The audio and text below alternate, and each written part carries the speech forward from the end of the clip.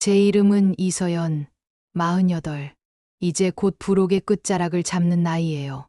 남들은 여전히 곱네요라고 하지만 제 인생은 곱다기보단 어딘가 모르게 삐걱거리는 낡은 문 같은 상태였죠. 10여 년 전 지독했던 결혼 생활을 정리하고 남편과 이혼했어요. 그 후 오롯이 제 힘으로 인테리어 사업체를 꾸려왔죠. 밤낮 없이 일했고 꽤 성공했다고 자부해요. 쌓아 올린 경력과 명성만큼이나 제 마음에는 벽이 높이 쳐져 있었죠. 다시는 누구에게도 상처받고 싶지 않았고, 다시는 제 인생에 누군가를 깊숙이 들이고 싶지 않았거든요. 사랑이라는 감정은 제게 있어 이미 녹슬고 버려야 할 공구 같았어요. 그런 제게도 채워지지 않는 어떤 공허함은 항상 존재했어요. 이따금 밤에는 침대에 누워 천장을 바라보며 내가 정말 잘 살고 있는 걸까 하는 질문을 던지곤 했죠. 그날은 한창 바쁜 단독주택 인테리어 현장이었어요. 프로젝트 마감이 임박했는데 갑자기 인력이 부족해진 거예요. 믿고 맡길 사람이 없어 발만 동동 구르다가 결국 지푸라기라도 잡는 심정으로 일용직 인력소에 전화를 걸었어요. 그런데 세상에 보낸다는 사람이 60 중반은 좋게 넘어 보이는 아저씨 한 분이라니 황당했죠. 이 바닥은 잔뼈 굵은 전문가도 힘들어하는 곳인데 초보는커녕 뭐랄까 딱 봐도 내 일과는 거리가 먼 사람이 온 거죠. 옷차림도 어딘가 엉성하고 손도 너무 깨끗했으니까요. 제가 늘 꿈꾸던 현장을 휘어잡는 베테랑 남자의 모습과는 거리가 멀었죠. 그가 바로 박 사장님이었어요. 박 사장님이라고요? 인테리어 현장은 처음이시라고 들었는데. 예, 뭐 그렇습니다. 젊을 때는 공직에 좀 있었지. 이런 육체 노동은 처음이라 혹시 폐가 되지 않을지 걱정입니다. 공직이라니. 현장에 어울리지 않는 삐까번쩍한 구두를 보며 한숨만 나왔어요. 그의 표정에서는 미안함과 당혹감이 익혔죠. 딱 봐도 세상 물정 모르는 순진한 얼굴이었어요. 이 아저씨가 뭘 할 수 있겠어. 제 속에서는 냉소적인 목소리가 울렸죠. 하지만 당장 사람이 급하니 어쩌겠어요. 일단 일을 시키는 수밖에. 마치 제 인생에 억지로 끼워 맞춰진 모처럼 그를 받아들여야만 했죠. 첫날부터 그와 저 사이엔 벽이 있었어요. 팽팽한 긴장감이라기보다는 그냥 답답함. 제가 시키는 일마다 어설프고 뭘 물어봐도 잘 모르겠네요가 그의 주된 대답이었죠. 그는 조심스럽게 망치를 들었지만 못은 번번이 헛돌거나 비뚤어졌어요. 마치 제 마음의 빗장을 열어보려는 듯 엉뚱한 곳에 못을 박는 것 같았죠. 답답해서 제가 직접 나서면 그저 멀뚱히 서서 안경 너머로 저를 응시할 뿐이었고요. 그 시선은 또 왜 그리 무거운지 괜히 어깨가 뻐근해지는 기분이었어요. 박 사장님, 여기 몰딩 좀 잡으시라고요. 손에 힘 좀 주시고요. 아휴, 제가 할게요. 아, 죄송합니다. 제가 손이 영 말을 듣질 않네요. 제 신경은 날이 갈수록 곤두섰어요. 새벽같이 현장에 나가 온종일 망치질에 톱질을 하는 동안 저는 완벽을 추구하는 사람이었어요. 작은 못 하나도 비뚤어지는 걸 용납 못했죠. 고객과의 약속은 물론이고 제 자신과의 약속이니까요. 그런데 박 사장님은 뭘 해도 어설펐어요. 드릴도 제대로 못 잡고 전선 정리는 엉망이고 심지어 톱질하다 자기 발을 다칠 뻔하기도 했죠. 그를 가르치느라 제 일은 2배로 늘어났어요. 작업복이 땀으로 흥건해져도 저는 그를 나무라기 바빴죠. 정신 똑바로 차리세요. 박 사장님 다치시면 제가 더 골치 아파요. 현장은 장난이 아니에요. 죄송합니다. 제가 평생 pen대만 굴리다 보니 이런 건 정말 서툴러서 서연 씨께 폐만 끼치네요. 그의 목소리는 너무나 조용했고 마치 잔잔한 호수에 돌멩이를 던지는 것 같았어요. 작은 파문만 일으키고 가라앉아 버리는 현장의 시끄러운 소음 속에서 그의 존재감은 미미했어요. 그가 공직에 있었다는 사실은 이 시끄러운 현장에서 튀는 그림자 같았죠. 하지만 동시에 제 짜증 지수는 매일 하늘을 찔렀어요. 매 순간 저는 그를 해고하고 싶었어요. 아니, 도대체 왜 이런 사람을 보낸 거야? 속으로 인력소에 욕을 퍼부었죠. 그러나 당장 대체 인력을 구할 수 없는 현실이 저를 붙들었죠. 못 박는 것도 제대로 못하면 어떡하라고. 속으로만 수없이 되뇌었어요. 제 손에 들린 망치만큼이나 제 마음은 묵직했고 온통 불만으로 가득 차 있었어요. 그렇게 며칠이 흘렀어요. 단독주택의 뼈대가 점점 갖춰지고 세세한 마감 작업이 중요해지는 시점이었죠. 여전히 박 사장님은 느리고 서툴렀지만 이상하게도 뭔가 조금씩 달라지고 있었어요. 그리고 제 마음도 알게 모르게 변하기 시작했죠.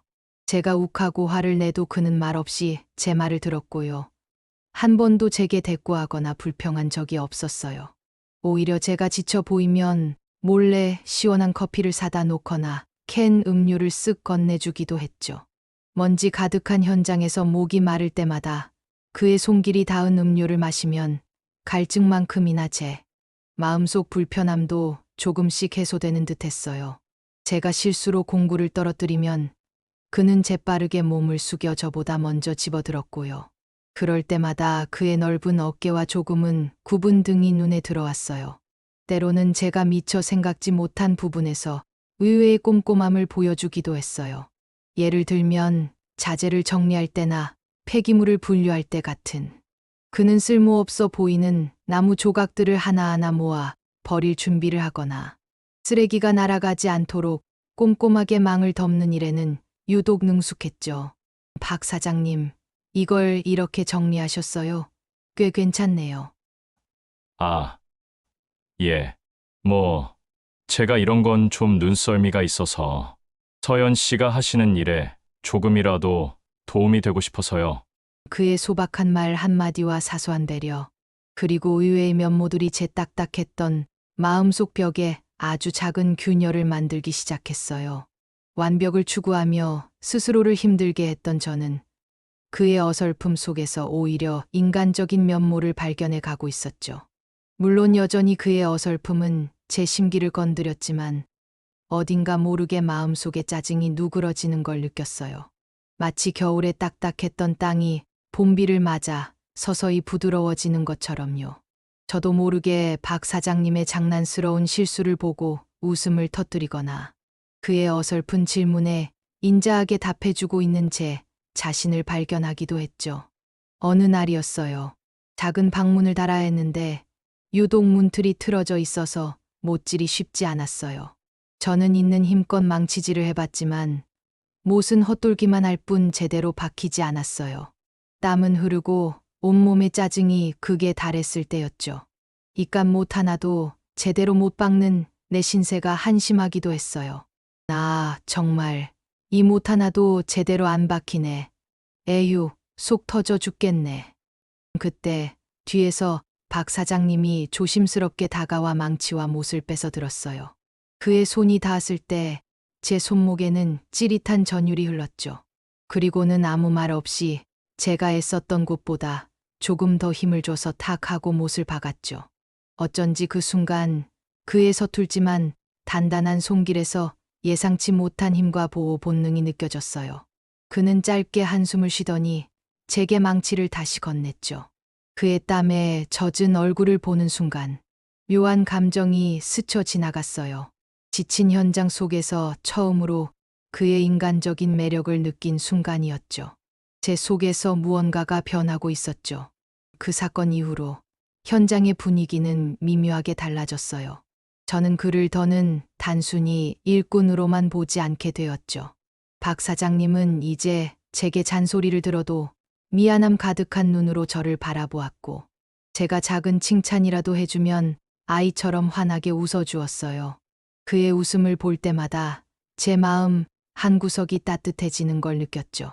함께 보내는 시간이 길어질수록 우리는 서로의 빈틈을 조금씩 채워가는 기묘하고도 특별한 관계가 되어갔어요. 때로는 서로의 삶에 대한 조심스러운 질문들이 오고 갔고, 저 역시 제 과거에 대해 조금씩 이야기하기 시작했어요. 마치 오래 굳어있던 흙바닥에 물이 스며들듯 서로에게 조금씩 스며들고 있었던 거죠. 늦은 밤까지 둘만 남아 마감 작업을 하던 날이었어요. 벽에 마지막 액자를 걸어야 하는데 벽이 유독 단단해서 못이 박히지 않았죠. 저는 애써 망치질을 했지만 소용없었어요. 이미 하루 종일 망치질을 해 팔도 아팠고요. 지쳐서 망치를 내려놓았을 때 박 사장님이 제 옆에 섰어요. 어둠 속에서 그의 존재감은 더욱 크게 다가왔죠. 제가 해드릴까요? 제가 한번 박아보겠습니다. 이번엔 제대로 박아보겠습니다. 그의 목소리는 평소보다 나지막했고 가까이 다가선 그의 체향에서 땀 냄새와 함께 알 수 없는 안정감이 느껴졌죠. 망치를 받아든 그는 한 번에 못을 박지 못했어요. 헛스윙도 몇 번 있었고 미숙함은 여전했죠.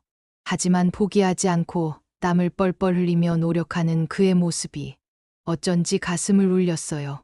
그가 한없이 미숙해도 저를 위해 노력하는 모습이 감동적이었죠. 그때 저는 문득 깨달았어요. 제가 그에게 못 좀 박아주세요 라고 외치는 것은 단순히 못 박는 기술을 요구하는 것이 아니라 제 마음속 텅 빈 공간에 무언가를 채워달라는 간절한 외침이었으므요. 그리고 그때 제가 무의식 중에 내뱉은 한마디가 모든 것을 바꿔놓았죠. 나 답답해. 박 사장님, 거기 말고 여기요. 못 좀 박아주세요. 탁탁. 제 손가락이 가리킨 곳은 딱딱한 벽이었지만 그의 시선은 제 눈에 고정되었고 그의 손이 향하는 곳은 망치 손잡이가 아니었어요. 제가 무심코 던진 말, 못 좀 박아주세요. 탁탁. 그 소리는 현장의 못소리가 아니라 제 심장에 울리는 소리 같았어요. 그의 눈빛은 흔들렸고 그제야 저는 깨달았죠. 우리가 나눈 단순한 못질은 이미 벽을 허물고 서로의 마음에 깊숙이 박히고 있었다는 것을. 그의 눈동자 속에서 저는 예상치 못한 욕망을 보았어요. 그리고 놀랍게도 저 역시 그 욕망에 반응하고 있었죠.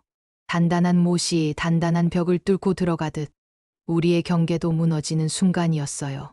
제 몸의 모든 감각이 깨어나는 듯했죠. 그제야 저는 알게 됐어요. 이 현장에서 가장 단단했던 벽은 바로 제 마음이었다는 것을.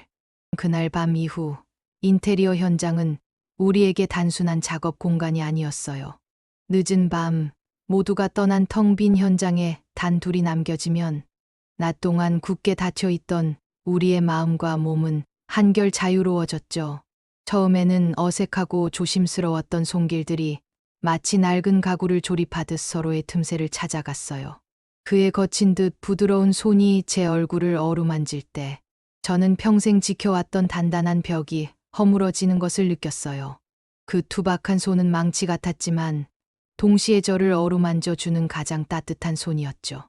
탁탁 하고 들리던 망치 소리가 이제는 제 심장 박동처럼 울렸고 그 소리는 제 안에 잠자고 있던 모든 감각들을 깨웠습니다. 예상치 못했던 깊이의 두드림이었어요. 우리는 서로의 몸에서 이전에 알지 못했던 새로운 공간을 발견했어요. 투박해 보였던 그의 품은 의외로 넓고 견고했고 그 안에서 저는 저 자신도 몰랐던 취약하고도 뜨거운 존재로 변해갔어요. 숨가쁜 속삭임과 거친 숨소리가 낮 동안 들리던 드릴 소리보다 더 강렬하게 현장을 가득 채웠죠. 저는 온몸으로 느꼈어요. 그가 못을 박는 것이 아니라 제 안에 잊고 지냈던 사랑의 벽을 다시 세우고 있다는 것을요. 낡은 벽돌 틈새로 새어 들어오는 따스한 햇살처럼 그의 손길은 저를 깊숙이 파고들어 어둡고 쓸쓸했던 제 마음에 밝은 빛을 채웠습니다.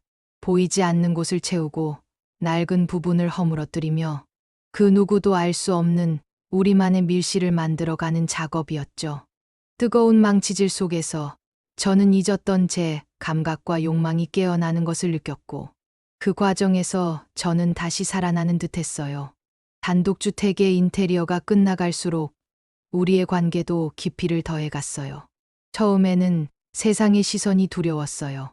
40대 후반의 이혼녀와 60대 중반의 호라비, 불륜이나 성인들의 연애라는 자극적인 주제로 시작했지만 우리는 단순히 육체적인 끌림 이상의 것을 발견했어요.